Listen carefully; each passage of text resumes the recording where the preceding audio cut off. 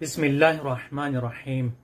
افطار کے بارے میں امام جعفر صادق علیہ السلام نے ارشاد فرمایا، من افطر مؤمنا کان کفارۃ لذنبہ، جو شخص اپنے مومن بھائی کو افطار کراتا ہے تو اس کے گناہ بخش دیے جاتے ہیں، لیکن ومن افطر اثنین، لیکن جو دو شخص کو افطار کراتا ہو، کانا حقا علی اللہ یدخلہ الجنہ، جو دو شخص کو افطار کرائے خداوند عالم اس کو بہشت میں داخل کر دے گا۔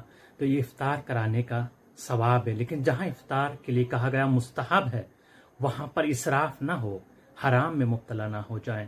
اور دیکھیں جو دسترخوان پر لوگ بیٹھے ہوئے ہیں کہیں ایسے نہ ہو صرف امیر ہی ہو، غریب نہ ہو، اس بات کا ضرور خیال رکھے گا۔ افطار کرائیں، اسراف نہ ہو، غریب ضرور شامل ہوں۔ ویڈیو کو شیئر کیجیے گا، سبسکرائب ضرور کرائیے گا۔